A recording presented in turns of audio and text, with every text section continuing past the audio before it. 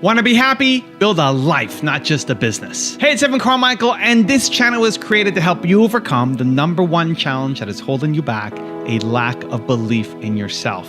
You watch these videos because you know there's something more inside you too. You've got Michael Jordan level genius at something. So today, let's live your best belief life and get some incredible motivation from the one and only Will Smith. So a dude screamed to me the other night, "Hey, Will, I want to be an actor, man. I want to be an actor just like you." You know, usually people say stuff to me like that. I'm like, "Yeah, man, you know, you can do it." Give them an encouraging word. But I was just sitting in here thinking, and it dawned on me, 99% of people that say stuff like that are not willing to do what it takes to make their dreams come true. The Marines have a saying, everybody wants to go to heaven, but nobody wants to die. And that's just real. At the center of bringing any dream into fruition is self-discipline. You know, something as simple as food and eating. It's not about your body as much as it is about your mind. It's getting command of your mind to be able to choose actions that are in your own best interest. Every day we are choosing that's not in our own best interest. Right? So if the world is attacking you and the world wants to fight you and the world's trying to hold you down, so you're going to kick yourself in the balls? So you're going to stop yourself from getting what you dream. Self-discipline is the center of all material success. You cannot win the war against the world if you can't win the war against your own mind. The being prepared for the next thing is so wildly critical. I think life in general is rise and fall. Everything is rise and fall. And there's been a couple times in my life where I got caught holding on to the last wave while it's dying. Oh, I have a good quote for that. Yeah. I have a Casey Neistat quote. What Casey which said? is like that I don't even he probably didn't make this up, but Tarzan can't get to the next branch if he doesn't let go of the first one. Absolutely. And that's kind of that real. same philosophy. Yep, absolutely. And you've got to be, when you're grabbing that first one and you're holding it, it's going to be there, it's fantastic, but you got to know that you're going to have to let go at some point, because the same thing that saved your life, if you hang on, it'll kill you. There was a real period in my life that I had to struggle with, we can win or I can be nice. Pick one, right? And different people pick different things. Right. For the type of material world climbing, you know, that I did for a big chunk of my life, it was military minded. You know, we're gonna get that flag to the top of that hill, and you are gonna help or you're not gonna be here, right? So that's one mindset. And then after I got the flag to the hill a couple of times and kept getting the flag to the hill and realized that you don't feel good and you've scorched earth, you know, around you, and you're like, nobody's really happy, you know. And then I started to have to question that mindset. You know, I had one of the greatest runs in Hollywood history, you know, that 8 #1 movies, all over 100 domestic, biggest global movie star, all of that, and my family was miserable, you know? And I had equated winning with happiness, right? It's like, we're winning, what is y'all problem, you know? You know, and the transition from product focus, like military minded, get to the top of that hill. And then I shifted into a mindset, and it was really my kids who brought me out of that. I shift into discovering, like, well, damn, people really care about how they feel. Right? You know, Yeah, and as crazy as that sounds, No, like, it's true. you know, my father wasn't concerned with how I felt, you know. He wasn't concerned with how he felt. He was military minded. You achieved the mission. And there's two possibilities. When I give you a mission, there's two possibilities. One, you complete the mission, or two, you're dead. Right? You know, and that's what my father was saying. I grew up with that. Oh, cool, right? I actually had to discover feelings, right? And start like, I used to have to really focus on, okay, how's this person feel? How's this person feel? Not what do I need them to do, and not they're wasting our time right now and we're losing time and we're gonna not finish this mission, right? But there is a balance between the mindset of achieving and loving kindness that at this point in my life, I've actually discovered the magical balance, but it's really hard to get people to let go of the attack and defend achievement mindset and trust the care and concern for your fellow humans as a way of creating higher production. For my career, my whole approach to building an image and to building something that young Black kids and kids around the world could aspire to, one of the major aspects of that is I was strictly only creating images that were of the highest intelligence, the highest power. I needed to be as high and fly as high as I could possibly fly, so young Black kids would see that kind of flying, and really all kids could see that type of flying as not something that only white movie stars could do. For me, and for what my role is in the community, the reason I chose Emancipation Now is more than ever, we have to understand the reality of where we came from. Yeah. The problem is there's an absence of knowledge about the history. It's really difficult to elevate without the knowledge and wisdom being presented in a way that the youth among us in their most powerful form are also educated. It's like reforming policing. Everybody agrees.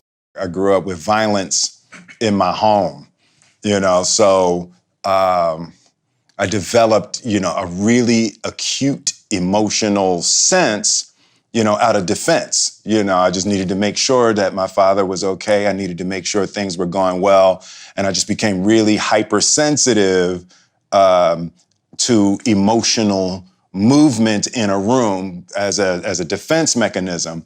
And then as I, you know, grew and as I started to develop that, you know, that heightened sense that started out as defense, as I settled down and, you know, came into a deeper understanding of my power and my desires in the world, it was easier to connect to people in a loving way. It transferred easily from a defense mechanism to an ability to love and care for people. Our childhood experiences form our adult desires. Absolutely. And I feel like now people are starting to hear that in the conversation where they're like, oh yeah, because this happened with my parents. Yeah. Now I feel like this.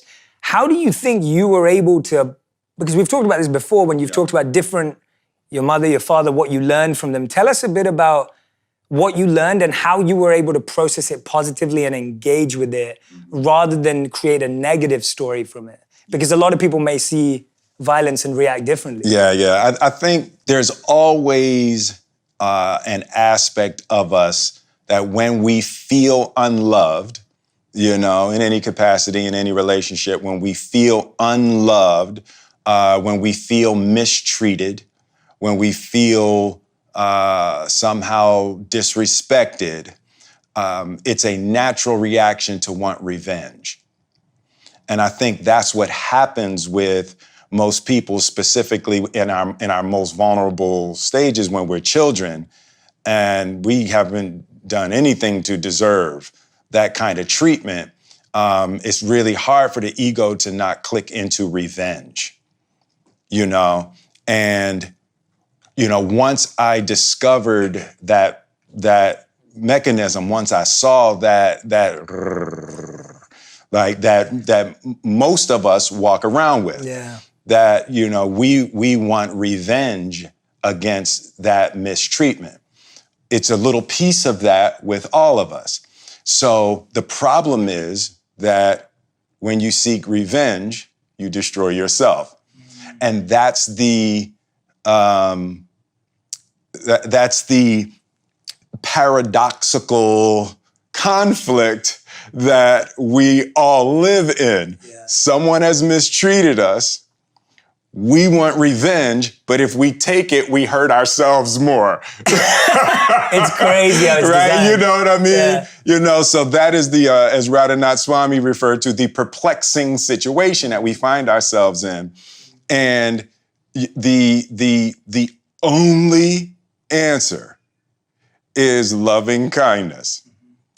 And most of us don't want to hear that. It's like, I'll take my chances with revenge. I'm going to take my chances with punching this dude in the face or cussing this girl out or whatever it takes, but I can't do loving kindness. Yeah. And for me, I had such a beautiful example of loving kindness in my grandmother when I was growing up. I always knew I wanted to be that, the way that she loved and cared for people. I didn't realize that her giving was connected to her peace. That was something that I got a concept of later, but I always knew that was my example. And I think that's the critical part. We need an example. Somebody has to be an example. Human beings are creatures of example. You got to see it. Yeah. You know, so that's really where I am in my life right now. I want to show what it looks like to be loving and kind and giving and forgiving, and I just want to model those virtues as best I can. One of the beautiful parts of social media that I think is a beautiful evolutionary thing is that social media demands authenticity, right? So social media pushes you more and more into having to reveal what's true. Yeah, and because if you don't, you know, TMZ is going to, right? Yeah, that's a fact. You know, so it's it's a beautiful thing. I'm actually enjoying the push, right? Nobody's happy who doesn't get to be themselves. Right? So the eyes and ears of the world are starting to demand more and more authenticity, where you got to say what's true for you and live or die by what that is. So I'm enjoying the social demand for authenticity. Yeah. And when you look at the athletes, right? There's a certain extreme mindset that you have to take on. I don't know that you have to take it on. What I do know is that in this society, we worship that mindset that, it's the can you become Michael Jordan without that mindset? Yeah. You know, and that is a really powerful, difficult question. It's like most people can't sustain the mindset. Yes. That, fortunately, because it can be so destructive, but most people can't sustain that level of discipline to manifest the things that they want in their life. And there's a poisonous edge to that kind of discipline. And I've been to the edge of that kind of material world discipline in my mind. And I can tell you can have a whole lot of stuff and be miserable out there on that edge. And I found a much more comfortable and productive space in my life, and you still need that discipline. Yes. But it's like when you use that kind of power to achieve things, it's like there's a brutal reckoning. Yeah. There's a brutal reckoning at the end of that. For me, laughing is the elixir, and that was another thing that my father taught me. He was joking all the way up to the end. Like laughing, you have to be able to laugh at everything. Yeah. And for me, the beautiful part is that's my natural color on the spectrum. I naturally go to comedy, and when I'm looking at something, I'm always trying to find why that's funny. When we move through the world, you are confronting defiled and degraded minds. And it's never going to be any different than that. It's the way God designed this place. You are going to come across people that have made poisonous conclusions and false beliefs, and they've got insane narratives running through their minds. And as you walk through the street, you're coming in contact with that all day long. So in trying to build systems, because that's what's going to happen now, we're going to build new systems, right? And in building our new systems, you're still going to be confronting those same defiled and degraded minds in these circumstances. The problem isn't completely in the system. The problem is in the hearts and minds of people. It demands that our attention begin on our hearts and minds. As a country, I would hope that a part of what we're learning right now is the destructive aspects of loveless, godless leadership. Don't succumb to lovelessness no matter how much evil you face, because you poison yourself and you poison your own community when you succumb to lovelessness. To be in a position to, at that age, to start tasting your dreams. And yeah, it's double-edged. It was a double-edged sword at that time, but I got my first $1,000 at 17 years old. Wow. And they handed me 10 $100 bills for rapping. And it was crazy. And I knew that I was never, ever going to do anything that would stop somebody from handing me 10 $100 bills. And It's like Word Up Records, or this is that was Word Up. And I was like, yeah. $1,000, right? So, it was helpful for me in the sense that it immediately curbed my vices. Like I was 22 years old before I took a drink. I've never smoked weed. I haven't done drugs. Like I so enjoyed getting $1,000 that it knocked out, everything other than I love women, so that was the only thing in my life that I struggled with. But and the song was "Girls Ain't Nothing But Trouble." So yeah, right, exactly. But it really knocked out a lot of the potential vices that I could have fallen into. The thing is. And when I started, I had all these grand ambitions of what I wanted to be and what I wanted to do, and I want to be the biggest movie star in the world. So I studied that and I worked out and I got my body crazy and I did just got my head around doing everything I could do to be the biggest movie star in the world. And then I had a taste of that, and I realized that even though I had achieved all those things, on the inside, I was still that same insecure little boy that was trying to prove something, to girls that had cheated and to my father and all of that, and that you can't achieve your way out of your childhood wounds and traumas. You can't fake it. You can't fake it, right? So then I made the shift, And what I realized is that the only sustainable mission throughout your whole existence is to improve lives.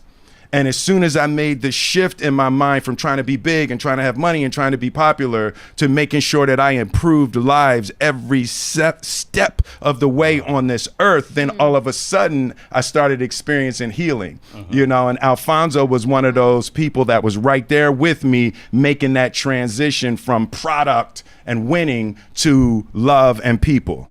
It's like everybody was sitting at home looking at their devices, right? When what felt like a new atrocity to some people, but was happening over and over again for African Americans. And for this to happen in this time for the whole world to see what we've been saying for hundreds of years. Yes. My grandmother taught me to try to be thankful for these times and these opportunities, to try to be thankful for your pain, you know, and we are in a circumstance that we've never been before. The entire globe has stood up and said to the African American people, we see you and we hear you. How can we help? We've never been there before. It's funny, I learned a really valuable lesson in this, right? Because the network wanted to do one more season of The Fresh Prince. And I remember I was considering I was going to do one more season of The Fresh Prince, and we'd done an episode or something with John Amos. And John Amos came to me, he said, hey man, listen, he's like, don't overstay your welcome on TV. He was like, you're doing great stuff. He's like, you do not want to get canceled in the middle of a season. It's like, go out on your terms, the way that you want to go out, be able to say goodbye to your fans. Don't get caught. Okay. You know, that's good advice. And then, so this was the 6th season, and I had an opportunity to do one more season, but I was feeling like the quality wasn't necessarily going to stay up, and I decided to end the show in the 6th season. You're like the prince, but now you're the king of Instagram. Man. I know. Now. So it's like, how come you've embraced social media in this way? Like, because for the longest, you know, you have this mystique behind you. Well, when I started, the only way to be a movie star was through distance and mystery and mystique, right? That was the way, is that, you know, down, you could see me on July 4th in the movie theater, or you're not gonna see me, right? So that was the way. Keeping that distance was how you maintained star power. And in the last 5 years, that shifted much more to a friendship model. Like, people support artists that they feel like they know thoroughly, that they're friends, right? So that the social media, the daily interaction is much more like a family friendship kind of interaction that is an audience demand for their loyalty. But is there such thing as revealing too much? Not in this world. Too much, it's personal, you know, like it's what can you handle? You know, I think one of the major, one of the beautiful parts of social media that I think is a beautiful evolutionary thing is that social media demands authenticity, right? So social media pushes you more and more into having to reveal what's true. And because if you don't, you know, TMZ is going to, right? That's a fact. You know, so it's, it's a beautiful thing. And I'm actually enjoying the push, right? Nobody's happy who doesn't get to be themselves. Right, so the eyes and ears of the world are starting to demand more and more authenticity, where you got to say what's true for you and live or die by what that is. So I'm enjoying the social demand for authenticity. I'm coming into a space. How have you maintained your authenticity? Because I mean, you come from Philly, you've gone through everything. Like, your journey's been crazy. Like, how have you maintained that throughout these years? You know, it's really interesting. It's like, The idea, I haven't maintained my authenticity per se. I've maintained my character, right? I've maintained my beliefs, character in two senses. I've maintained my character of Will Smith, and I've maintained my personal character of what I believe in. So, but in terms of authenticity, the character, Will Smith, signs every autograph and is always happy and wants to see the fans and is always in a good mood. And that's actually not authentic, right? I do want to slap somebody, every once in a while. So in terms of authenticity, I have successfully maintained positivity, and now I'm working more to maintain authenticity. I'm granting myself the freedom to not give a when I don't give a right? And now I'm working into a space of much more authenticity. Is it okay to punch sharks in the face? You're like, back up with your shark ass. Back up with your shark ass. Shark ass, back up. Shark jab, shark jab. Yeah, I got it.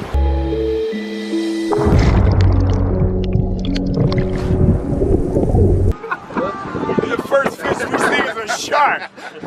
Come on. I'm not doing another dive today. The question isn't, can you handle the situation? The question is, can you handle your mind? Can you manage the thoughts and the emotions that are trying to poison your progress? Forget managing the situation. Manage your mind.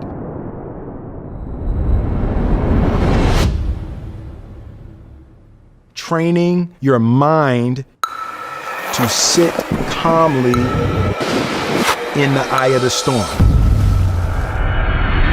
Can you talk about advice that you're happy you didn't take at some point in your careers? Oh man. Ooh. Yeah, this one, yeah.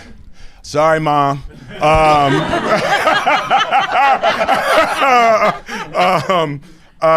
of the most critical for me, and it was 1986, and Girls Ain't Nothing But Trouble came out in June. So I had a record out a month before I graduated from high school.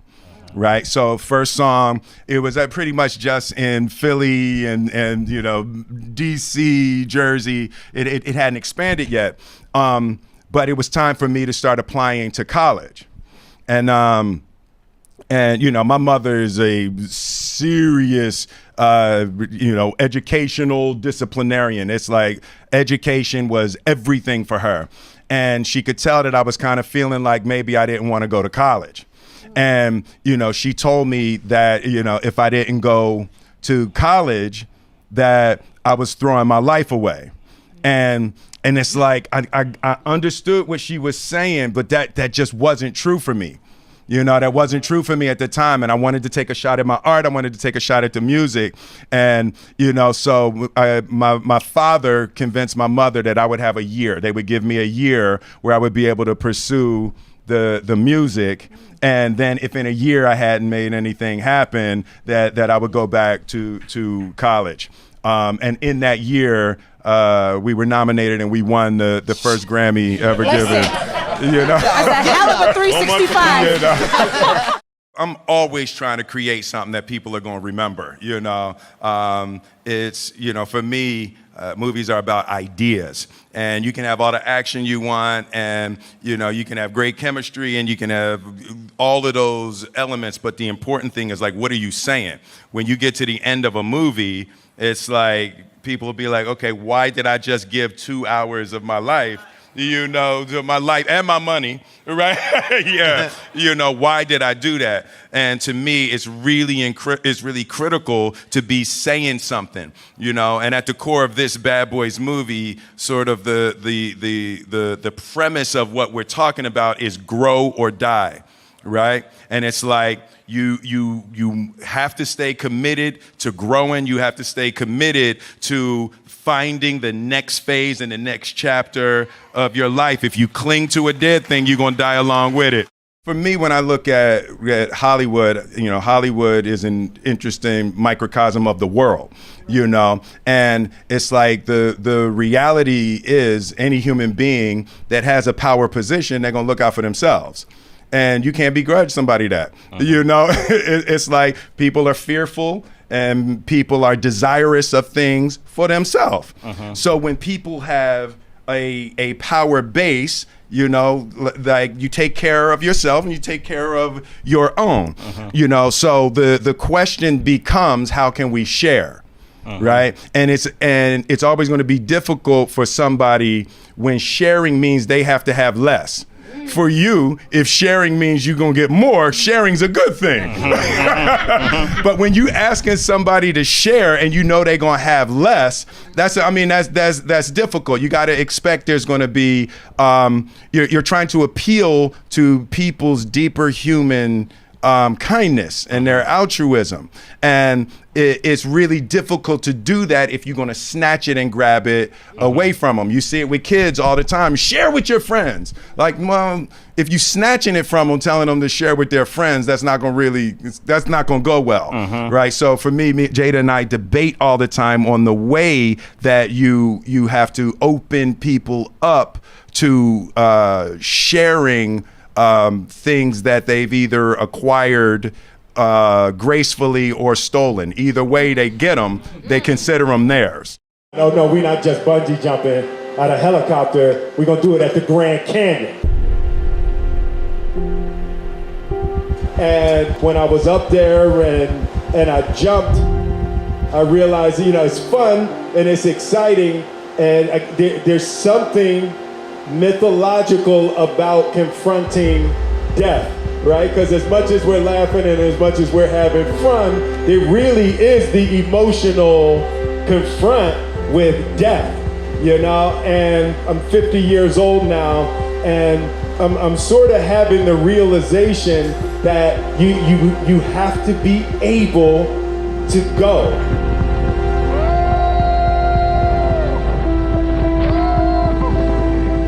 You have to be able to take that shot at the thing that you dream. You have to be able to take that shot at that love that you want, at that life that you want to build. And it's like, when I was up there and the guy said to me, the only way you can get hurt is if you don't get away from the chopper. Right? And he said in that moment, he said, we're going to let the cords go. And these cords weigh 200 pounds. Right? So when we let them go, they're gone. The hesitation is the thing that really messes up the chance at having your dreams, right? Get out of the middle. But the moment of pushing off is pure freaking terror. And then there's the moment of falling, but you're gone, so it's really nothing you can do. And just like life, there's nothing to hold on to. And we're all trying to hold on to something. You're trying to hold on to an idea, or you're trying to hold on to a person, and there's nothing to hold on to. And we got to just get comfortable falling, knowing there's nothing to hit, right? And that's the idea. It's like life is dangerous. And the only way to really enjoy it is jump and be free. So you challenge yourself a lot of times. I remember there was even one rap, you was like, I dare a rapper to write a verse without a curse, yeah. So what is it now? You think you've loosened up kind of on that stance more? Like you don't mind? Yeah, for me, it's much more about authenticity. One of the major things was the idea of duality, right? The idea that right and wrong aren't separate things, they're together, right? So something that happens to you is the best thing and the worst thing that happens to you. You can't separate them. Like they go together. Everything has its yin and its yang, and you can't get around it. So the idea that my grandmother teaching me about profanity during that time was what worked to help elevate my career, and it helped elevate my experiences, but it's not necessarily right to not curse. You curse when it's the right thing. Not gratuitously. Not gratuitous, right. You know, it's like when it makes your point, like telling somebody to shut at the right time is the right thing. You just scared me, Will. Right? Right. You know what I mean? Yeah. So it's like giving myself, rather than specific hard and fast rules and paradigms, now I'm trying to feel the universe and feel the moments and feel the opportunities for what is right for me in this moment. So me and Jada was reflecting about love. And I asked her, I said, what does she think was, one of the biggest revelations that she had about love? She said that you cannot make a person happy. And I thought that was a real deep idea. You can make a person smile, you can make a person feel good, you can make a person laugh, but whether or not a person is happy is deeply and totally and utterly out of your control. I remember the day I retired. I literally said to Jada, that's it. I retire. I retire from trying to make you happy. I need you to go make yourself happy and just prove to me that it's even possible. And after we cracked the hell up, we started talking about, we came into this false romantic concept that somehow when we got married that we would become one. And what we realized is that we were two completely separate people on two completely separate individual journeys, and that we were choosing to walk our separate journeys together. But her happiness was her responsibility, and my happiness was my responsibility. And we decided that we were going to find our individual, internal, private, separate joy. And then we were going to present ourselves to the relationship and to each other already happy, not coming to each other begging with our empty cups out, demanding that she fill my cup and demanding that she meet my needs. Unfair, and it's kind of unrealistic and can be destructive to place the responsibility for your happiness on anybody other than yourself. Taking responsibility, accepting responsibility is not an admission of guilt. You're not admitting that you're at fault. Taking responsibility is a recognition of the power that you seize when you stop blaming people. It's not like you're letting somebody who wronged you off the hook. Like, taking responsibility is an act of emotional self-defense. Taking responsibility is taking your power back. For me, it comes down to, after you get beyond the rage. Rage is justified under oppression. It also can be really dangerous. You got to be careful not to be consumed by your own rage. Yeah. And that's something that I've worked really hard on. And what I loved about the peaceful protests, it's like peaceful protests put up a mirror to the demonic imagery of your oppressor.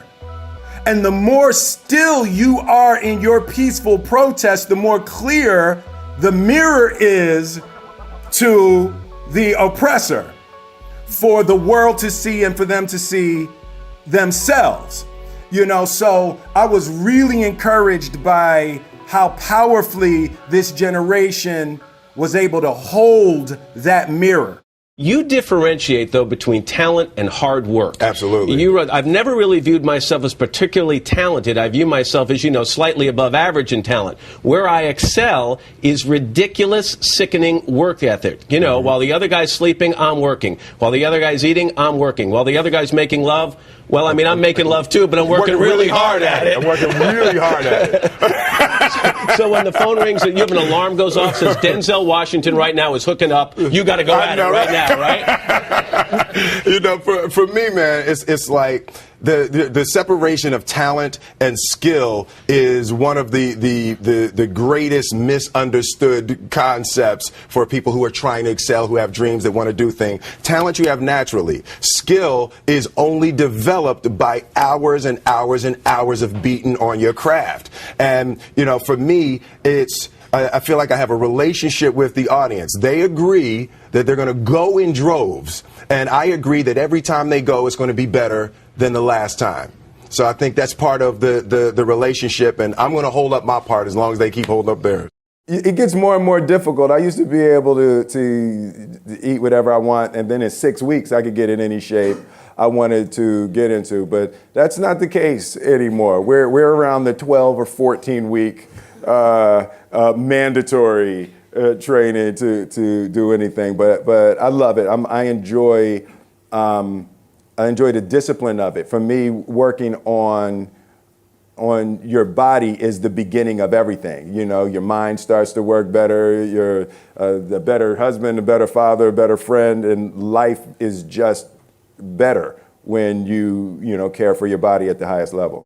You told the famous story about how you kind of backed into acting Fresh Prince of Bel-Air. Yeah. And the next thing you know, you start making these movies. And I forget that Bad Boys actually came before Independence Day, right? Yeah, and then Bad Boys. Independence Day just was like one of the biggest of all time. Like, what was that transition like for you to be like a real actor and like the biggest actor in the game? Nah, it was that was like the first real goal.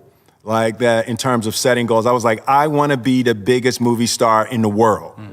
Right? And up until that point, everything was like, it was fun and it was happening and we were creating in Jeff's mom's basement and it was successful. But that was like, when I moved into acting, that was the first time I started applying skill to my talents, right? And, I look at skill and talent separately. Like, you're born with talent. It's like there's certain things that you just do naturally. You were gifted with a talent and you have it. But skill is acquired through discipline. And, I've never seen myself as particularly talented. Where I excel is I'm willing to die in the process of acquiring skill. Like, it's, when I put my obsessive mind on something, I'm just dying. Yeah, right, exactly. It's You're not gonna outwork you. You also said ridiculous and sickening work ethic. Sickening work ethic, exactly. It's like, so for me, to be a movie star was the first thing that I ever really wanted like that and set my You was like Schwarzenegger, Stallone, Bruce Willis. All of them. I was like, y'all. Because when I looked, I always felt like there weren't a lot of people I saw do things that I felt like I couldn't do. Right? When I look at people and I see things, I don't feel like I can't. Whether or not I will is something different, but I don't ever feel like I can't. Anytime I put something in the world, I'm always connecting to an idea. I'm always asked, why am I making this? Why? So I'm putting this out in the world. Why? So with Concussion, Dr. Bennett Omalu was deeply connected to tell the truth. And he said that truth doesn't have a side. And that's what he kept saying. I thought that was such a powerful idea. That whose side are you on? Are you a Republican or a Democrat? I'm trying to tell the truth. The truth doesn't have a side. I think the important thing is there's one relationship that you have to maintain, and that's the one with you, right? And it's like, if you're not loving you, if you're not taking care of you, everything and everybody is second to you taking care of you. Can you come back tomorrow? You need to let that breathe right there. And when you have bad relationships, and when things go wrong, which they always will, it's like, you know, me and Jada be going at it, me and my kids, you know, there's heavy debates around things a lot. But first and foremost, when you are steady and calm in yourself, it makes it easier to manage the insanity that other people are going to bring to you. Because like, as soon as somebody else is off the hook, if you respond to off the hook with off the hook, the relationship's done. Yeah. You know, so it's like taking care of you, centering yourself. The airline's got it right. Put your mask on first before attempting to assist others. Skydiving is a really interesting confront with fear. I gotta stand up. I gotta stand up. You go out the night before and you take a drink with your friends and somebody says, yeah, we should go skydiving tomorrow. And you go, yeah, we'll go skydiving tomorrow. Yeah. And you go, yeah. And everybody goes, yeah. And you go home by yourself, you're like, Right? And you're like, well, I mean, they was drunk too. So then that night you're laying in your bed and you just keep, and you're terrified. You keep imagining over and over again jumping out of an airplane and you can't figure out why you would do that. So you get there and then you have this safety brief and you're standing there and the guys will tell you, well, if the chute doesn't open, what's gonna happen is well, why the hell, what could happen? So you get onto the airplane and you're sitting there and you know, it's extra because you're sitting on some dude's lap, some stranger, trying to make small talk. Yeah, man. So you be jumping with people all the time, huh? So you fly and you go up to 14,000 feet and somebody opens the door. And in that moment, you realize you've never been in a freaking airplane with the door open. Terror, terror, terror, terror. And then people start going out of the airplane.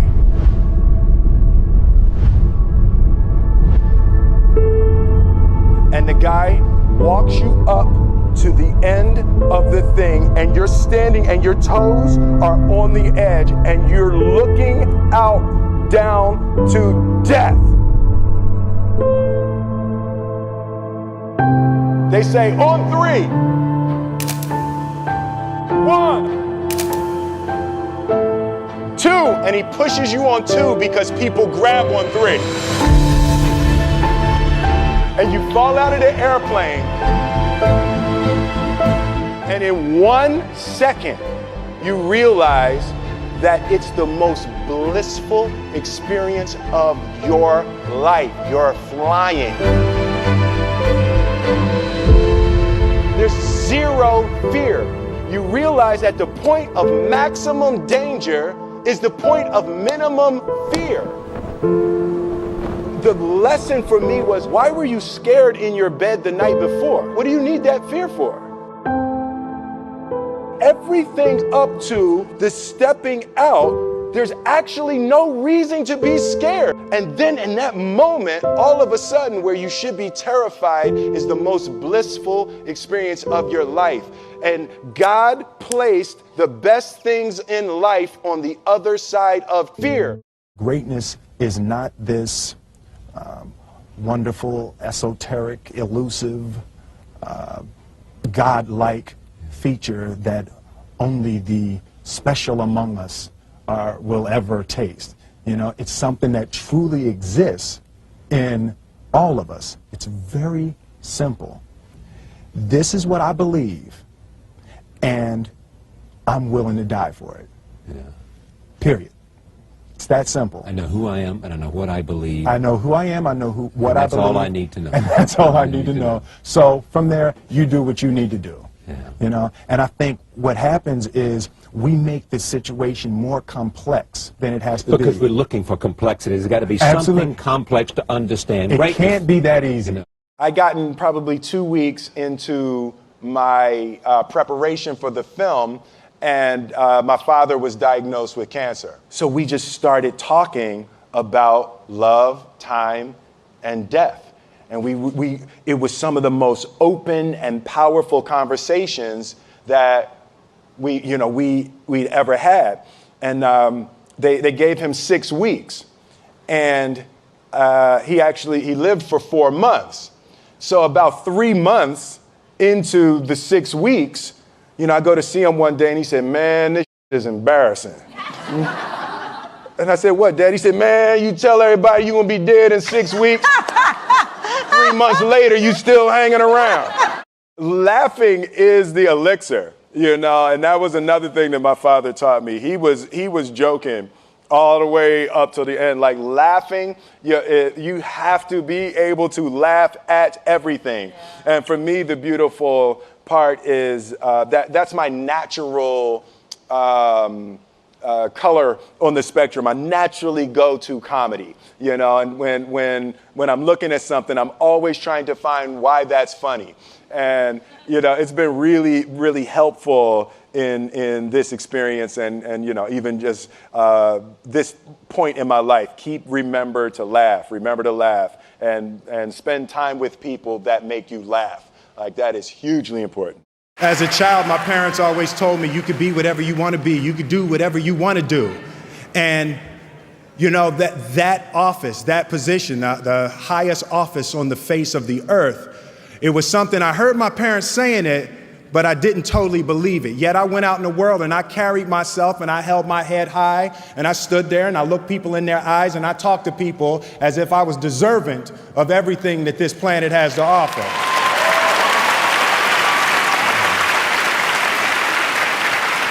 So I really want to say to children out there and to people who are watching, Confucius said one time, he who says he can and he who says he can't are both usually right.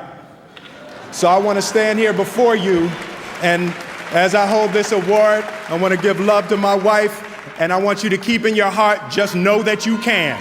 Know that you can. And the greatest thing in my career has been the constant commitment to putting something in the world of value, not putting something in the world that makes me look hot.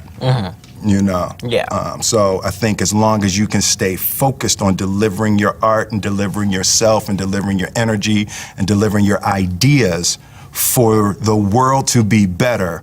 The separation of talent and skill is one of the greatest misunderstood concepts for people who are trying to excel, who have dreams that want to do things. Talent you have naturally. Skill is only developed by hours and hours and hours of beating on your craft. There's no easy way around it. No matter how talented you are, your talent is going to fail you if you're not skilled. If you don't study, if you don't work really hard and dedicate yourself to being better every single day, you'll never be able to communicate with people. I think my dreams over the past, couple of decades have been physical dreams. I wanted to accomplish things. I wanted to be the biggest movie star in the world. You did it? So it was all success oriented. And I think now, if you look at it a way like going up the mountain, I was acquiring. Right. And I guess as I come down on the other side, now I want to give it away. Right. So sort of the dreams that I have is I want to be valuable. I want to be valuable to humanity. I want to, I haven't totally found my calling as of yet, but I want my life to be of value to as many people and in as many ways as possible. Nervous is great. It means you're outside your comfort zone, where growth happens. Did you cut your hair? That looks nice, man. Besides, you never really needed permission to take matters into your own hands. That's Jaden on his brand new drum set. Or dive head first into the unknown. Jaden will officially be starring in my next movie with me. Or being courageous enough to try something new. And persistent enough to stick to it for years even when it knocks you down. Or take challenges on way bigger than yourself. This is our first bottle of Just Water. You feel good about it? Guys, this is amazing. You've always had an interesting sense of self-expression. But you take jabs like a champ and deal them back with effortless class. It's okay. I have a gut now, right? Be honest. We never really understood your thing with bugs, though. Seeing you roll around on the ground was a lot cuter when you were a baby. Better now. now that you're here. My dog. You were nervous. Shoot, I was nervous.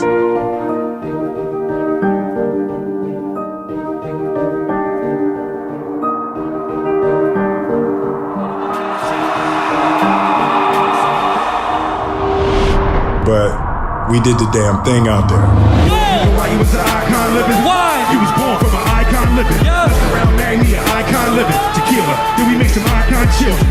You was raised in an icon village. Work hard, then raise an icon ceiling. One day I'ma hand you all the icon village. I'ma be an icon children, let's go! Por eso con el éxito de caso. No quiero que le hables de fracaso. Tú ponme lo que quieras que yo razo. When I started in entertainment, the lack of tech was a massive creative hindrance, right?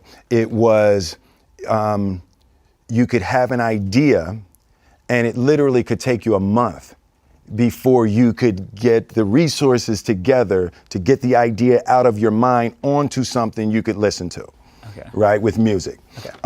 And with film, it was impossible. If you had images in your mind, you know, with a Super 8 camera to try to shoot something and then try to sync something, it was literally impossible. So two things happened with that. So with rap music, what happened was only the best of the best got through, right? So 1986, the summer that me and Jeff released our first album, if I named all the rappers, you would know who they were because it was Jazzy Jeff and Fresh Prince, Heavy D, Eric B, Rakim, Public Enemy. It's like you couldn't get through.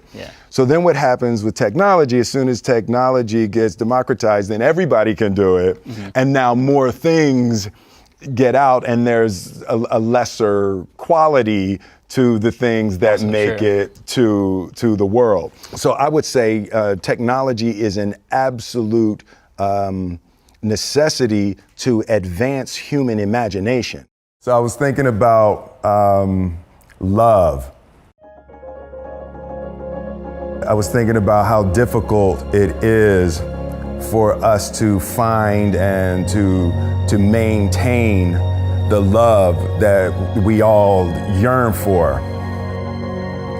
And it kind of dawned on me that I think a big part of the problem is that we misdefine love. It's possible that no other one subject has been more analyzed, talked about, and experienced by every single person on this planet than love. And yet, we really have no clue what it is. So me and Jada was reflecting about love. You cannot make a person happy. You can make a person smile, you can make a person feel good, you can make a person laugh, but whether or not a person is happy is deeply and totally and utterly out of your control. The thing that we call love, the thing that we're searching for and we're trying to create that we call love is actually not love. J. Krishnamurti talked about the concept of the desire-pleasure paradigm, that we think about love in terms of desire and pleasure, meaning that if you meet my needs, then I love you. If you don't, then I don't. So that love becomes transactional. If you do what I want, if you meet my desire and give me pleasure, I love you. If you don't meet my desire and you don't give me pleasure, I don't love you. I think that the insatiable nature of desire, trying to get somebody to fill our cup, I think that leads to anger and it leads to frustration, and ultimately it makes us break apart from people.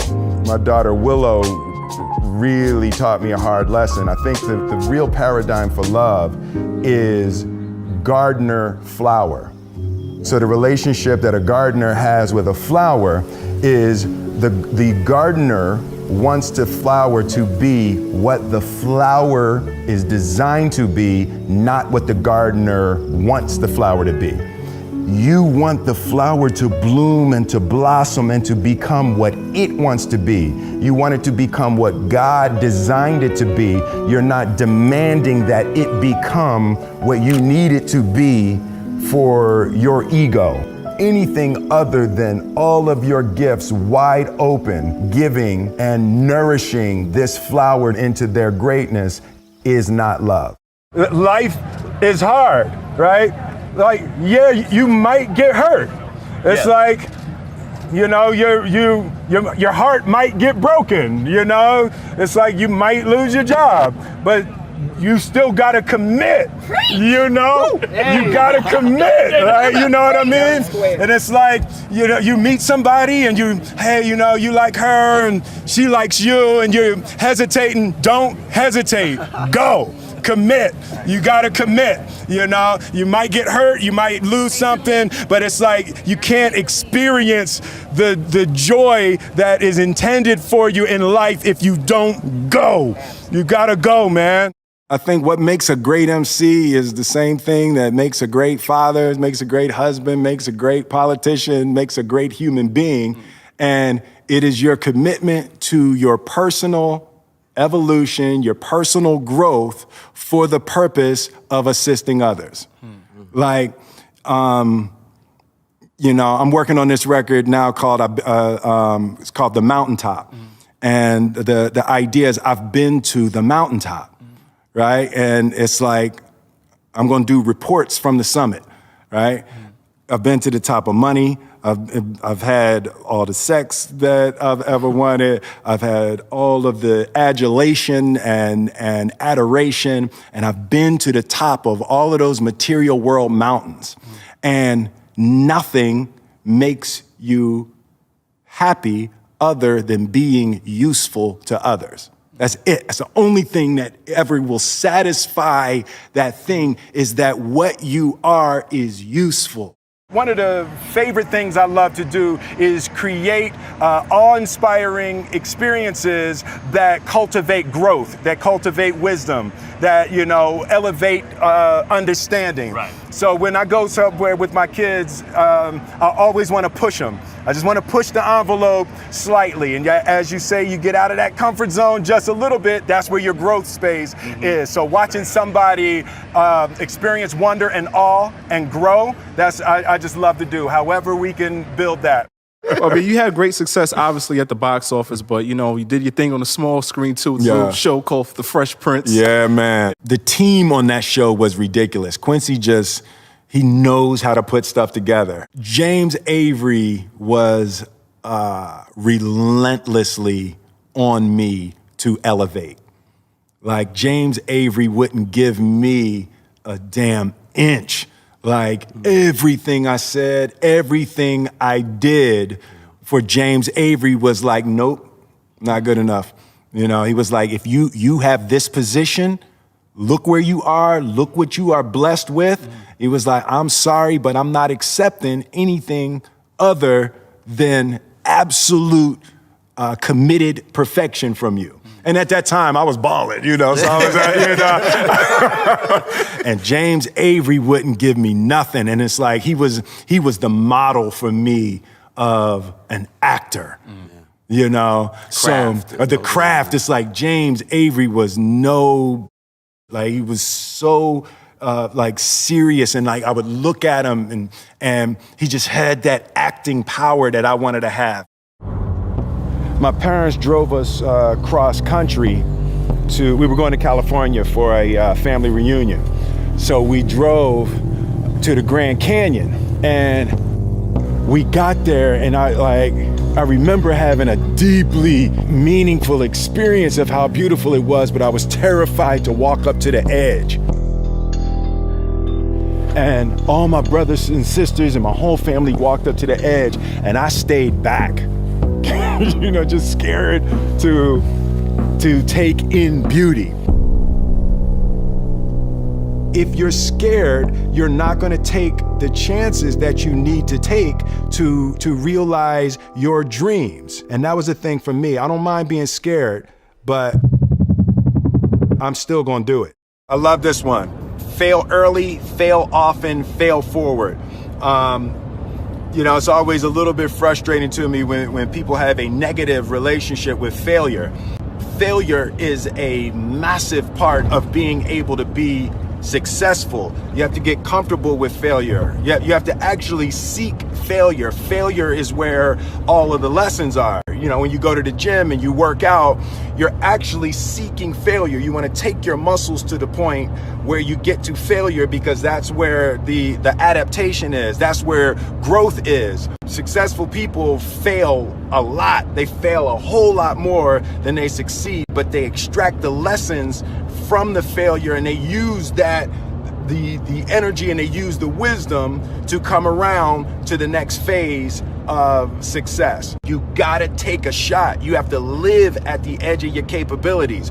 You gotta live where you're almost certain you're gonna fail. That's the reason for practice. Practice is controlled failure. You're getting to your limit, getting to your limit, getting to your limit. You can't lift that, you can't do that, until you get to the point that all of a sudden your body makes the adjustment, and then you can do it. Failure actually helps you to recognize the areas where you need to evolve. So fail early, fail often, fail forward.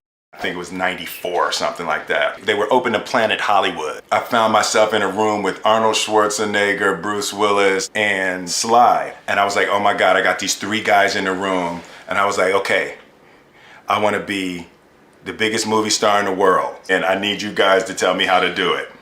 And Arnold Schwarzenegger, he said, if your movie is only big in America, it doesn't matter. You'll be a movie star only when you're a movie star in every country in the world. You have to travel, you have to go, you have to meet the people. Thanks for the tip. Facts, son, facts. That became the way that I started looking at movies. I wanted to be in every country in the world. In that part of my career, I refused to do anything that wasn't in the best interest of the goal I had set for myself. And there was probably a 12-year period of my life where I didn't take a drink. I didn't have a drink, where I didn't go out on the weekends. I was so set on my goal. It created a serious circle of protection and elevation, because I refused to do anything that wasn't in my best interest. It's hugely important that if you have a dream, that you have to dedicate your life to it, and every hour of every day has to be dedicated to bringing into fruition the things that you dream about. I just saw this Rumi quote that I love. Set your life on fire and seek those who fan your flames. The Philly translation of that is, don't be hanging with no jank-ass jokers that don't help you shine. The prerequisite for spending time with any person is that they nourish and inspire you. They feed your flame. Look at your last 5 text messages. Are those people feeding your flames or dousing your fire? Put your phone down for just a second and look around. Look to the people around you. Are those people throwing logs on your fire, or are they pissing on it? The people that you spend time with are going to make or break your dreams. Everybody don't deserve to be around you.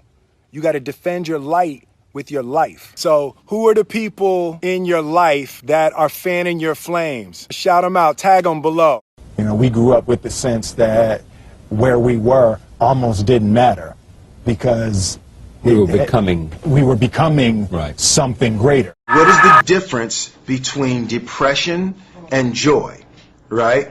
And I think it's purpose, right? It's like when you wake up in the morning and your life means something to somebody other than you, that you have a purpose. If you don't go do the things that you're going to do, people's lives will suffer. And I think that kind of purpose, that like to live in service, not to you, but to live in service to humanity, to live in service to your family, to live in service to your church, to your city, to your country, to the world. Living in service is that, I feel like that is the purest form of joy. I'm motivated by fear. Fear. You know? Fear of what? fear of fear. I hate being scared to do something. Yeah. I hate that feeling of the feeling that I had before I had a meeting with Quincy Jones, because it was really Quincy Jones and a guy named Benny Medina and Jeff Pollock came with the idea for the Fresh Prince of Bel-Air. And I hated being scared, you know, that I didn't want to even take the meeting. There were opportunities during when I my first year as a rapper. Bill Cosby and the people on the Cosby Show had seen my music video and called me to be a character to come and try out for the Cosby Show. And just every time it was set up, for some reason I couldn't make it. The fear of fear. The fear. I just hated that, being scared to do something. And I think what developed in my early days was the attitude that I started attacking things that I was scared. You a better man than me. You happy? Now, you gonna tell Will or not? I'm not gonna do your dirty work for you. Fine. I'll call him from the road. Yeah, then why don't you do that? Yeah, I'll do that. Daddy-o! What's up? Will, man, I'm glad you're here. Some business came up I gotta handle. So we're gonna have to put our trip on hold. You understand? Yeah, that's cool. That's cool. Just for a couple of weeks. I understand. Yeah. Maybe a little longer. Yeah, whatever. Look, I'll call you next week and we'll iron out the details. Okay? Yeah. It was great seeing you, son. You too, Lou.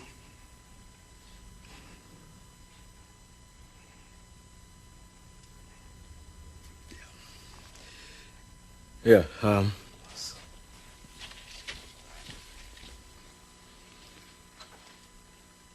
sorry, Will. You know what? Actually, this works out better for me. You know, the Slimmies of summer come to class wearing next to nothing. You know what I'm saying? Will, it's all right to be angry. Hey, why should I be mad? I'm saying, at least he said goodbye this time. I just wish I hadn't wasted my money buying this stupid present. I'm sorry. If there was something that I Hey, could you know do. what? You ain't got to do nothing, Uncle Phil. Hey, you know, ain't like I'm still 5 years old, you know? Ain't like I'm gonna be sitting up every night asking my mom, when's Daddy coming home, you know? Who needs him? Hey, he wasn't there to teach me how to shoot my first basket, but I learned, didn't I? Hey, I got pretty damn good at it too, didn't I, Uncle Phil? You did. Got through my first date without him, right? I learned how to drive. I learned how to shave. I learned how to fight without him. I had 14 great birthdays without him. He never even sent me a damn card. To hell with him!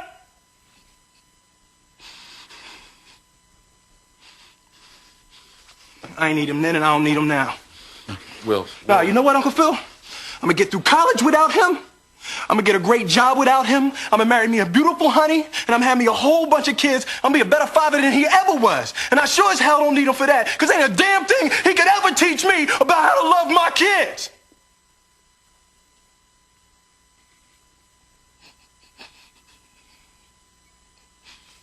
How come he don't want me, man?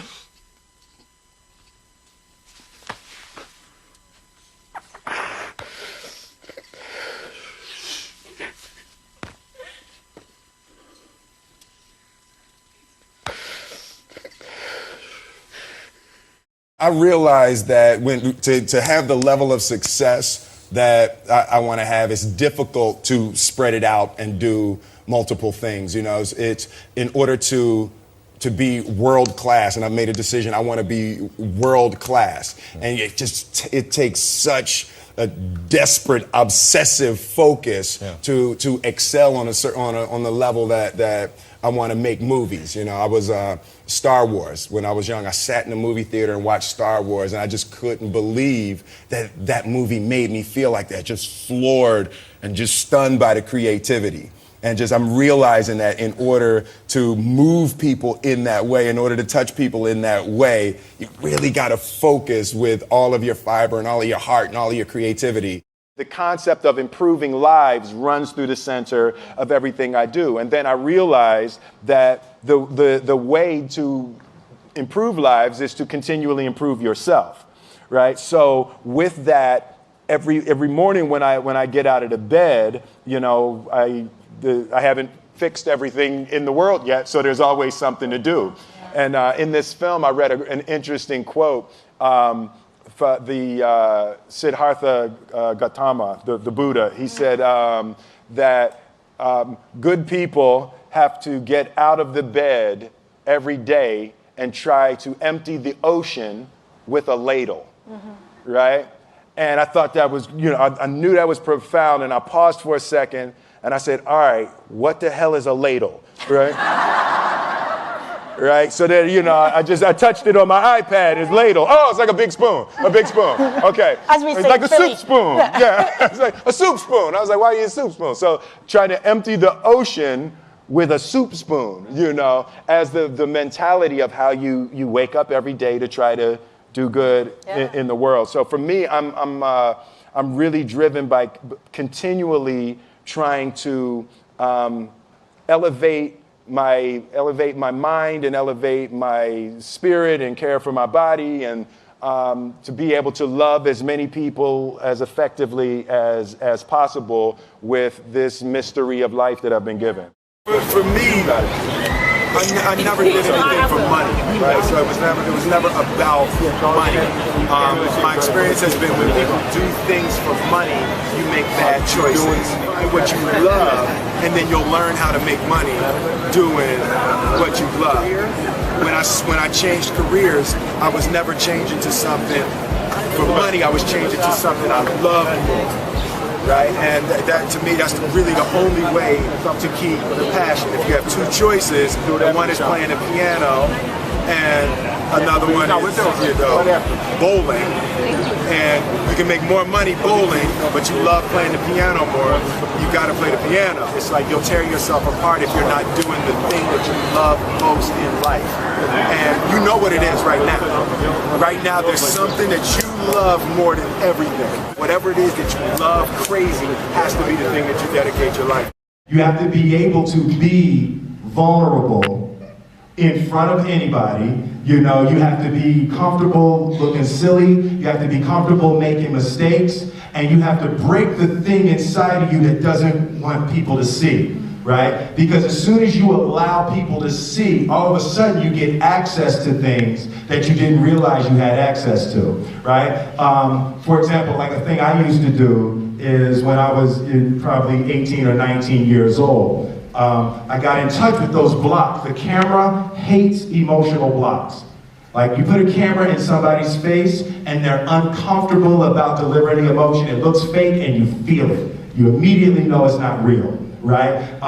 Especially look at the size of this screen. And in a shot, that whole screen could be just your eyes, right? So it's like you can't hide discomfort, uncertainty, so you have to be able to get comfortable, you know, just being anything!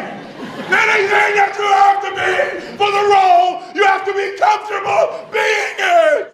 If there was one concept that I would suggest to people to take a daily confrontation with, is fear.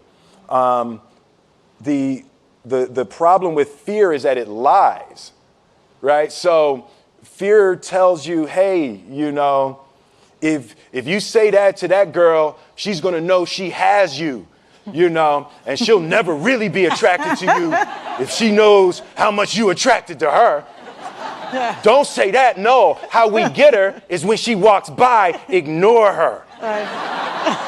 Right, so Snoop, you know, it's like puppet on your shoulder. Fear tells you dumb like that, right? You know, so you know, for me, the daily confrontation with fear has become a real practice for me since about three years ago. I went skydiving in Dubai, right? And skydiving is a really interesting confront with fear, right?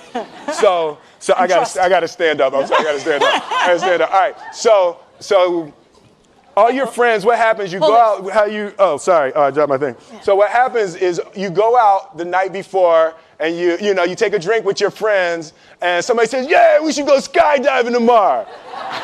And you go, yeah, we'll go skydiving tomorrow. Yeah, yeah. And you go, yeah. And everybody goes, yeah. Right? And you go home and you by yourself, you're like,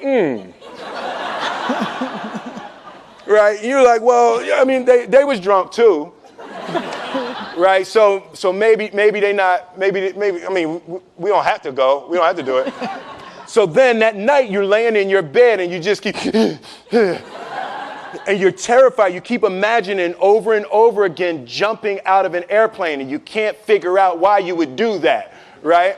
And you're laying there and you have the worst night's sleep of your life, but you still have the hope that your friends were drunk, right? So you wake up the next day and you go, down and you say where you were going to meet and everybody's there. You're like, all right, cool, right? So you get in the van and you don't know that your friends had the same night that you had because they're pretending like they didn't. They're like, yeah, man, my uncle's a Navy SEAL and, this is going to be great. I've been looking forward to this. And you're like, oh, my God. And your stomach is terrible. You can't eat and everything, but you don't want to be the only punk who doesn't jump out of this airplane. So you get there and then you have this safety brief. And you're standing there, and the guys will tell you, well, if the chute doesn't open, what's going to happen is why the hell, what could happen? That the chute wouldn't open, right? So you do a thing, and what you do is your first jump, you're attached to a guy who is going, he's going to walk you out. So you go, and you get there, and there's an airplane, and nobody's stopping. Everybody's still going. So you get onto the airplane, and you're sitting there, and it's extra because you're sitting on some dude's lap, some stranger. You're sitting on his lap, and it's like, you're trying to make small talk. Yeah, man. So you be jumping with people all the time, huh? Right? So, and then you just want to make sure, you got kids, right? You got people you need to see, right? You just want to make sure he's serious, right? So you get in there. So everything's normal. So you fly and you go up to 14,000 feet, and you notice there's a light. It's red and it's yellow and green, right? So right now the light's red. So then you start thinking at some point the light's going to go green, but you don't know what's going to happen, right? And you wait and it goes yellow and the light goes green and somebody opens the door, and in that moment you realize you've never been in a freaking airplane with the door open. Right? Terror. Oh, sorry, I'm spitting. Oh, sorry. No, terror. Right? So you go, and then, if you were smart, you sat in the back so you don't go first, right? And then people start going out of the airplane. And you go, and the guy walks you up to the end of the thing, and you're standing, and your toes are on the edge, and you're looking out down to death. And they say, on 3. And they say, 1, 2, and he pushes you on 2 because people grab on 3, right? Right? And you go, and you fall out of the airplane, and in 1 second, you realize that it's the most blissful experience of your life. You're flying, right? It doesn't feel like falling, right? It's like you actually are kind of held a little bit by the wind, and then you start falling, and there's zero fear. You realize that the point of maximum danger is the point of minimum fear. It's bliss. It's bliss, and you're flying, right? And you're doing that, and then 20 seconds, 25 seconds, 40 seconds, and you have enough time to just kind of be like, that's that building, I like that one. You can see the ocean. Right? You start doing all of that, and the lesson for me was, why were you scared in your bed the night before? What do you need that fear for? Just don't go. Why are you scared in your bed 16 hours before you jump? Why are you scared in the car? Why could you not enjoy breakfast?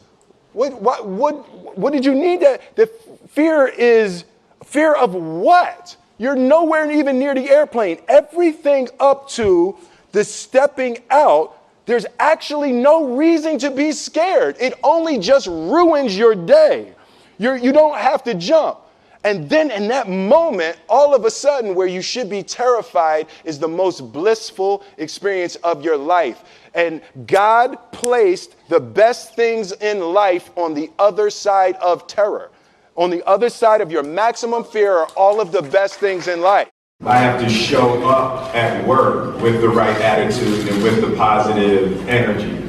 And I actually had a t-shirt made that said positive energy is a part of your job description, right? So the idea that I want to show up with the right energy, I want to show up, we're all here, even now we're all here, we're trying to feed our families, we're trying to have a good time, we're trying, this is an important part of our lives. Our time is all that we have. So to me, it's hugely important to deliver positive energy in a way because it's viral.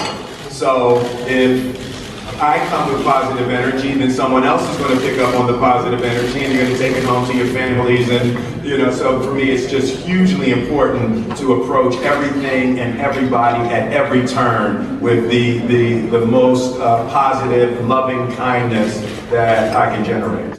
I've always been really product oriented. It's like, I want to win. When I do something, I want to win. I want it to be number one and I want to smash it. And I had a period, I have a daughter now, I have a 15-year-old daughter, and she got me and shifted my focus from product to people. It took a couple of years, but as soon as I got knocked off of product and started shifting to people, the whole world opened up for me again, and acting opened up in a whole new way, to not go into day one of a movie trying to figure out what everybody has to do so we win, versus opening up and every person's a new, it's a whole new world. People meaning the characters you play or the people you work with? Both. Absolutely. Generally when I went into a product, when I went into a meeting with a director, my focus was, can this guy win? Can this girl win?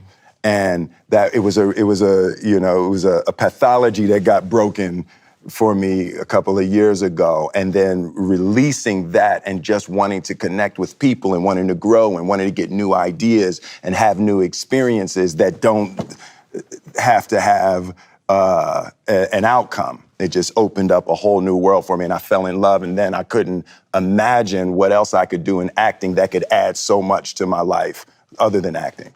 I look at the world through a lens of comedy, right? So my natural reaction is always, no matter when something happens, and I can't even help it, it's, why is that funny? So even at a funeral, I can't help but think why that's funny, So it's extremely helpful for me, just psychologically, that no matter what's going on, I can't keep my mind from finding jokes. So it's a beautiful way to stay joyous and positive. Do you get nervous or afraid? I live in complete terror. Everything for me about this business and about what I've been trying to build and what I've been trying to do with my life keeps me in terror. I am deeply motivated by fear. I'm surprised you say you live in fear. How do you deal with that? Do you turn to somebody for advice? Do you meditate? How do you get over that? I'm trying to develop a more realistic perspective of what this business is. I told my mother this the other day, and she thought it was hilarious. I said, when I was 15 years old, my first girlfriend cheated on me. Oh. And I remember making a decision that nobody would ever cheat on me again. And the way I was going to do that is by being the biggest actor on earth. Huh. Right? So there's been this weird psychology that I've always felt like if my movies are number one, my life is going to work out great. Huh. And like, that's just you funny. shared that?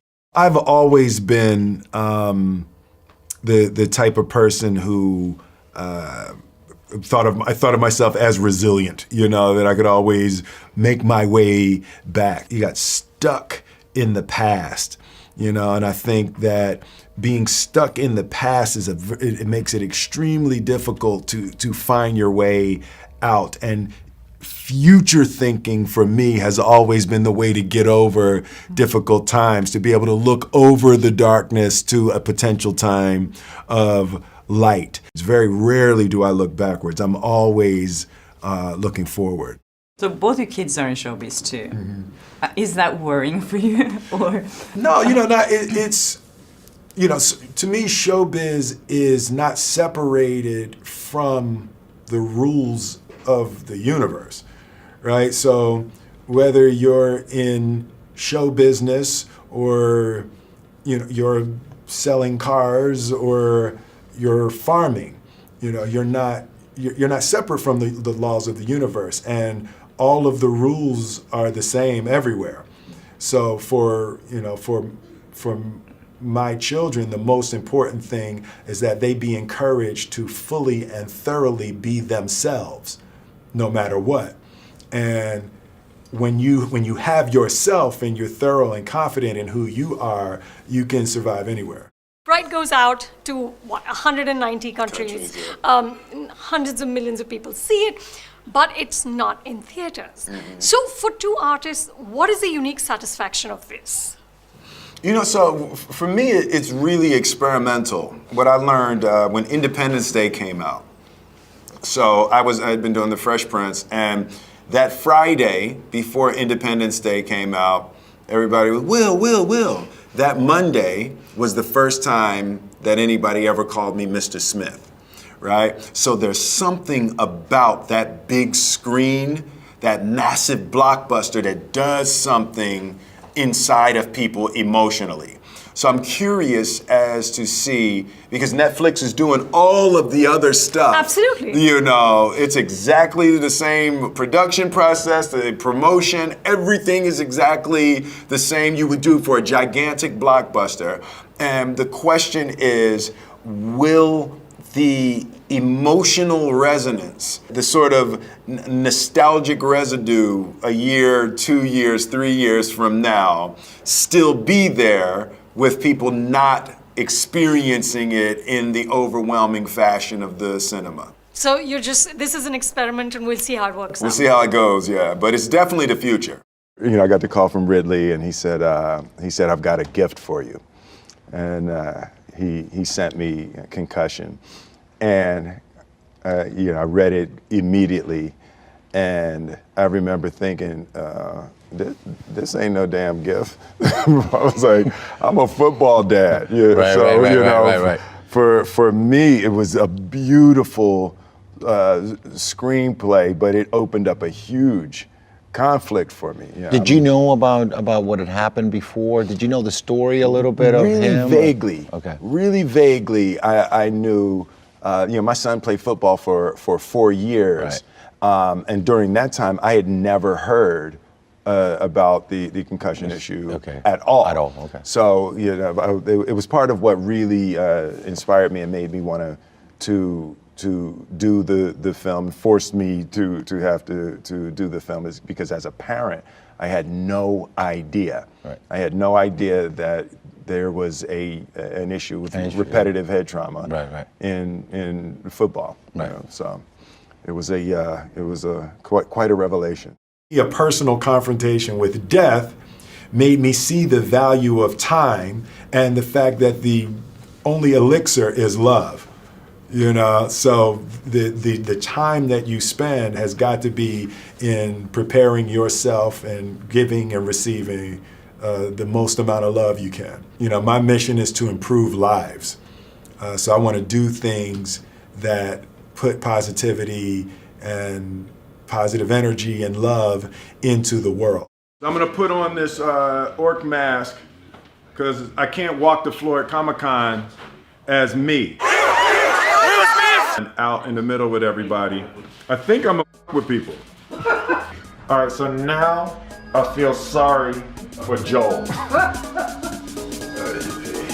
Only on the stage, but if we go out in public, I'm gonna kill somebody. So let's go.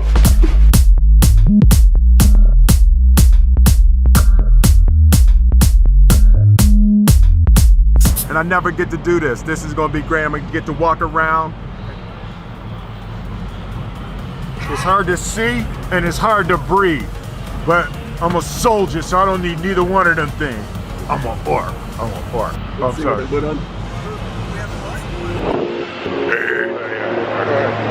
I'm an orc, I just walk.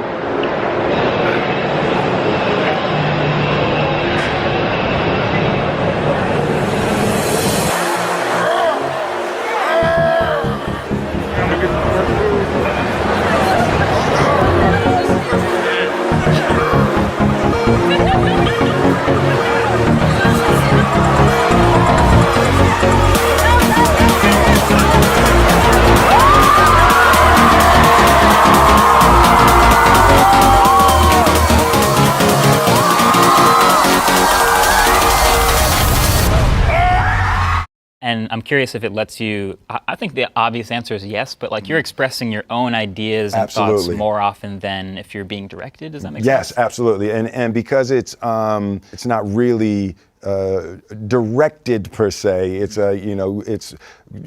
sort of half capturing real life. I shoot everything now. So what I find is it makes me explore and experience in ways that I wouldn't have if I wasn't going to shoot it. Right. You know, we get into cities, we get into, Seoul, Korea, and I'm exhausted. But I know MLMA is doing something, so I want to go down. It actually makes me get out of the bed and go and explore and experience and meet people. Even this time with you and doing this press conference at the YouTube space, it's like it's an opportunity. I wanted to meet with you. I wanted to sit with you. I wanted to hear what you think. It's like it jogs that creative beast inside of me. I went to Catholic school up to 8th grade with all white kids and probably 2 or 3 black kids, but predominantly white school. And then I went to my neighborhood high school in 9th grade that was 99% black kids. So the first day that I walked in to 9th grade, I walked into the lunchroom and it was like 500 kids. And to this day, I don't know why I did this. I'm sure it was because I was nervous and I have a thing with fear. I don't like being scared. So I'm sure I walked in, I looked around and I said, "Excuse me, can I have your attention? Can I have your attention, please? He's here. He's here right now. Thank you. Thank you." And people was kind of looking, and there was this one dude, and he was sitting there, and he looked up to me, he said, "Man, don't nobody give a that you here," right? And I said, "Hey, just give me 10 minutes. Your girl gonna care," right? And he was like, "All right." And you gotta watch that nod. That nod is not a good nod. He was like, and I was like, okay. So I'm walking up the steps. We're out of the lunchroom, and I had forgot about it. So we're going, and I'm walking up the steps, and he had taken one of those combination locks, and he put the lock in the palm of his hand and put the loop around his knuckle, and he was holding the lock in his hand. And as I was walking up the steps, he cracked me in the side of my head with the lock. And I went down, I was out, I don't remember nothing. I still got the lump on my head. You can't see it because I got my hair, but there's still a lump. So I remember I fell down, I hit my mouth on the steps, all of that stuff, so I went up, so I'm in the principal's office, all of that, the police come, and I got the ice on my lips, and I'm sitting in the principal's office. And my father comes in, he sees me, and I'm telling the story now, the police are there, and I remember I saw this kid, they put him in handcuffs and took him out of the school. And I'm sitting in the principal's office, and I'm watching the police take him out and put him in the back of a police car. And I just couldn't believe it had escalated to a kid being removed from school. And I was laying in my bed that night and I was just feeling like, and I had the recognition that I had caused this kid to throw his life away, right? And he was kicked out of school, and I never knew what happened to him, but I have a sense that it didn't go well beyond there, and I felt a deep sense of regret and a deep sense that I had caused an emotion in a person that made them do that. And that feeling of regret turned into a sort of a fear of how much power I had. And I was like, everything I say and do has that kind of effect on other human beings. And in that moment, I decided that I would never walk into a room and do anything other than inspire and uplift and enlighten people and help people to be the greater versions of themselves. And I would never do anything that would cause people to rile up the darkest, dirtiest parts of people. I only wanted to enliven and enlighten and inspire. And I remember laying in my bed that night, and I made that promise to myself, and I made that promise to God. And it's something that has completely shaped how I approach people, how I approach moments, how I walk into rooms, how I deal with every human being on this earth. I was just having a debate with a friend of mine, and we got stuck on the difference between fault and responsibility. She kept talking about how something was somebody's fault, it's somebody's fault. And I was like, it don't matter whose fault it is that something is broken if it's your responsibility to fix it. For example, it's not somebody's fault if their father was an abusive alcoholic, but it's for damn sure their responsibility to figure out how they're going to deal with those traumas and try to make a life out of it. It's not your fault if your partner cheated and ruined your marriage, but it is for damn sure your responsibility to figure out how to take that pain and how to overcome that and build a happy life for yourself. Fault and responsibility do not go together. It sucks, but they don't. When something is somebody's fault, we want them to suffer. We want them punished. We want them to pay. And we want it to be their responsibility to fix it. But that's not how it works, especially when it's your heart.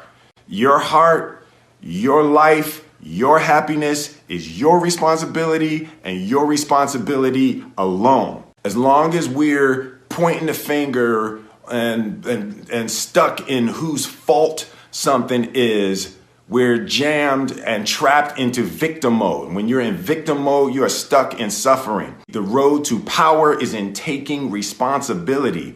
Your heart, your life, your happiness is your responsibility and your responsibility alone. All right, here's what's going to happen. Twitch is going to ask us each to name three things, three types of like cars or something, and we'll have 5 seconds to name three things and then hit that to see how much time is left on the clock. Okay. All right? If you do it, you get a point. If time runs out, you get no points at all. 5 seconds goes very, very fast. Okay. I shall go first. You shall go first. Okay. Okay. Ellen, Yes. name three things you do in a car. You drive, you park, and you say hello to people. You do when you're waving. No, you do. When you're driving. Have you ever lived in a small town? You do. You wave to people. All right. Okay, I see now we need some like judges or something. All right. You drive, you say hi, you wink. Okay, Will. Yes. Name three things you should never do in a car. Never drink, smoke, Make love. That's not true. That's not true. That's not true. But you shouldn't do it. I mean, you should do it at home.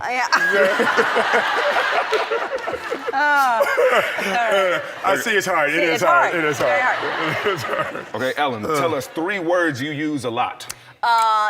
Love, baby, and be kind. Yeah, and be kind. Be kind. I'm going to give you that one because that's the right answer. Yes, that is right. Thank you. That's the right answer. It's 2 words, though. It's 2 words. Yeah. Okay, Will, name your 3 favorite songs to sing in the shower. In the shower. The Dream Girls, I'm telling you, Whitney Houston's, oh, darn. Yeah, but it's like and I am telling you, I'm not going. You're the best man I've ever known. There's no way I could ever go. No, no, no, no way. No way. I'm living that's my song. That's my song. You was always challenged for that, right? Like, oh, you're soft, you're different than the other rappers. Your positivity was always challenged. Like, people always wanted you to justify being positive. Being positive, so much right? in your Absolutely. music. Yeah, no, that was a difficult time coming up because it's like I'm from Philly, right? So during that time in Philly, it was Joe Frazier and Rocky. So a fist fight was common. So you grew up, right? You grew up. Chuck D he called it Pug City. He's like Pug City. He's like Chuck was like, damn, you can't go to Philly without getting in a fight. Right. So it's like I grew up in that. So for me to, it was always difficult for people, to say I was soft and I was, my music was cotton candy and all of that. So I always wanted to fight to try to prove myself. But fighting yourself to maintain positivity is the hardest fight you ever gonna have, right? And it's like that struggle to just stay my course, to be the person in the world that I wanted to be, no matter what people said. And it was I started to call it offensive positivity, right? Like I wasn't gonna be on defense with my positivity. I was gonna be on offense with it. Me and Jeff had come out with our smash hit, Parents Just Don't Understand. We made a bunch of money. We won a Grammy. Album was triple platinum. I had motorcycles and cars. I called the Gucci store in Atlanta and I was like, hey, will y'all close it down if I bring my friends? And I'm smiling, but that's stupid. We released our next album and it was like a flop. It was a tragedy. It went like double plastic. I had spent most of my money, like all of it. I spent all my money.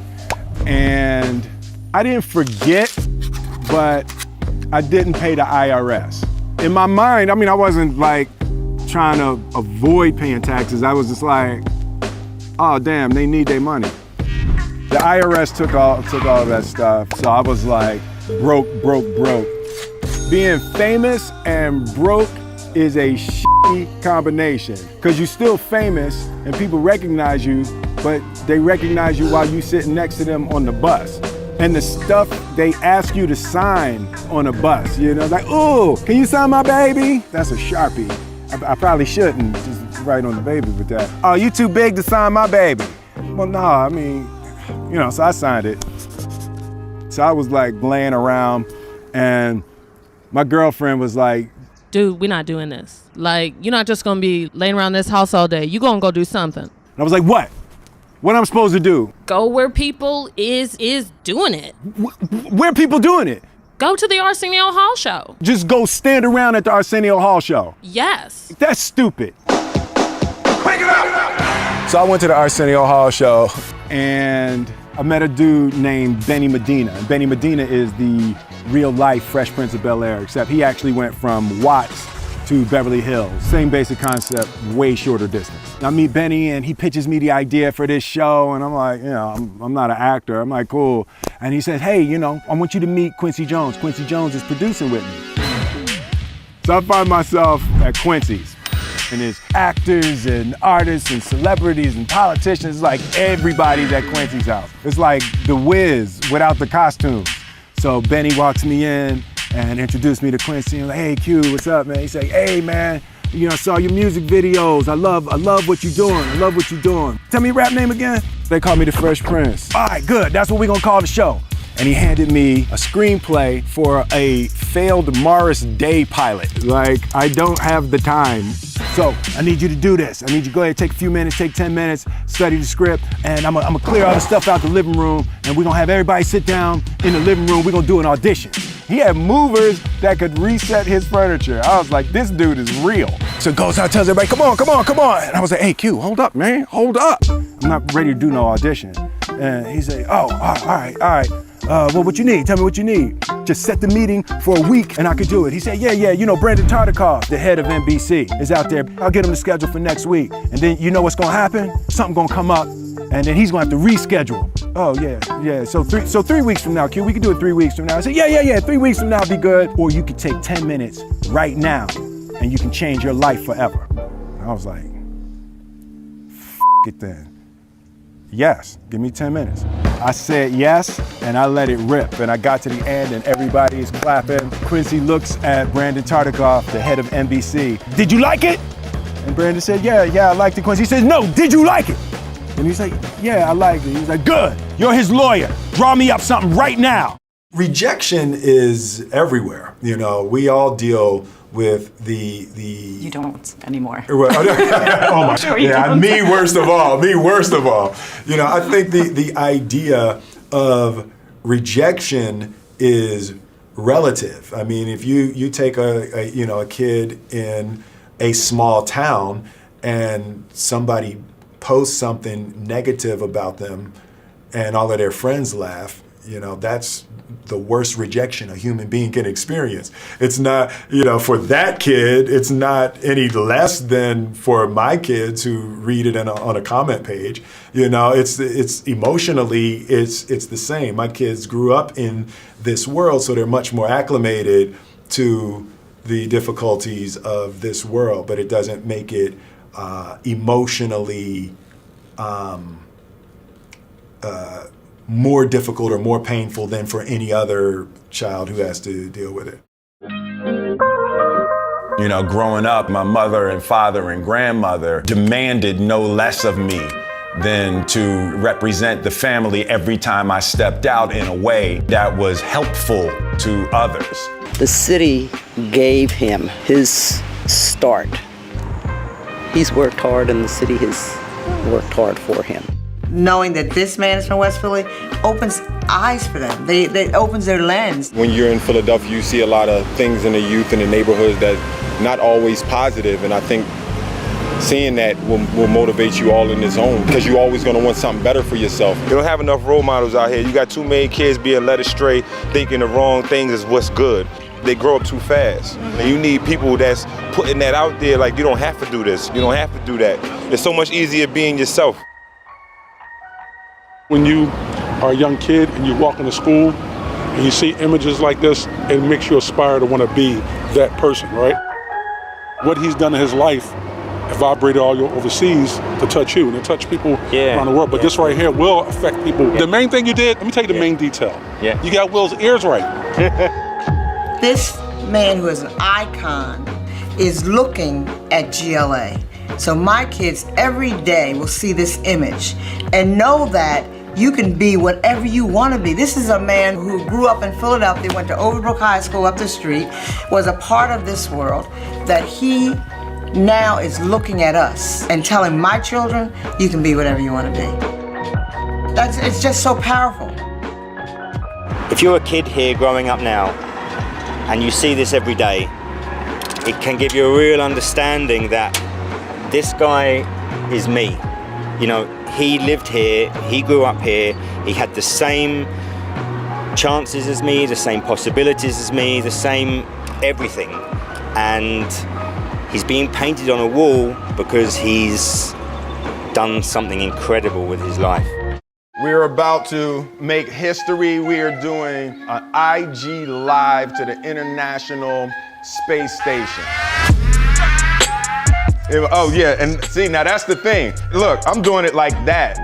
Everybody can't do an interview to the International Space Station and house shoot. In terms of like the simple basics, right? So you on Earth, people have to poop. You're like, it's important to poop on Earth, right? So when you're up there, I see your microphone floating. I need to understand what you do with that. Like, how do you manage that? Well, are you sure you want to talk about this this problem? Because it is pretty challenging. I like to say you can have a good day in the bathroom and you can have a really bad day in the bathroom, and you hope for the good days. The bad days can be challenging. On Earth, we talk about the Mile High Club. Has anyone, attempted for research purposes, has anyone attempted, the process of procreating the human species in space? All right, Will, similar to the last question, I'll just say, are you sure we want to talk about this on the interview? I'm just, I'm a man of the people, Drew. I'm a man of the people. And it's important to me to ask the questions that the people want the answers to. I'll just say, as far as I know, I have no knowledge of those tests being done. But I can imagine that would present some unique opportunities. I enjoy connecting with people and ideas, and I have a mission statement. So every year for probably the past 10 years, I've worked out a mission statement for myself. And for the last few years, the mission statement has stayed the same, and it's been improve lives, right? So when I go into something, I'm looking for how the quality of this piece could potentially improve lives. But it's all along the way. It's when you make the movie and how you're interacting with people in the process. And the concept of improving lives runs through the center of everything I do. And then I realized that the way to improve lives is to continually improve yourself, right? So with that, every morning when I get out of the bed, I haven't fixed everything in the world yet, so there's always something to do. And in this film, I read an interesting quote for the Siddhartha Gautama, the Buddha. He said that good people have to get out of the bed every day and try to empty the ocean with a ladle, right? And I thought that was, I knew that was profound, and I paused for a second, and I said, all right, what the hell is a ladle, right? Right, so then, I touched it on my iPad, it's ladle. Oh, it's like a big spoon, okay. As we it's say, like a Philly. soup spoon, yeah, it's like a soup spoon. I was like, why are you a soup spoon? So trying to empty the ocean with a soup spoon, as the mentality of how you wake up every day to try to do good in the world. So for me, I'm really driven by continually trying to elevate my mind and elevate my spirit and care for my body, and to be able to love as many people as effectively as possible with this mystery of life that I've been given.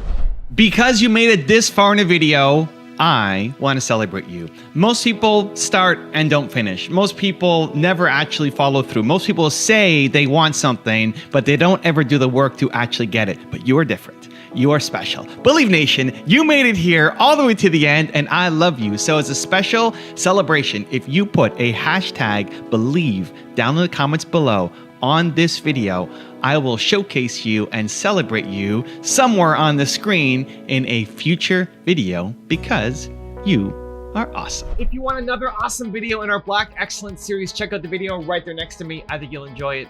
Continue to believe, and I'll see you there.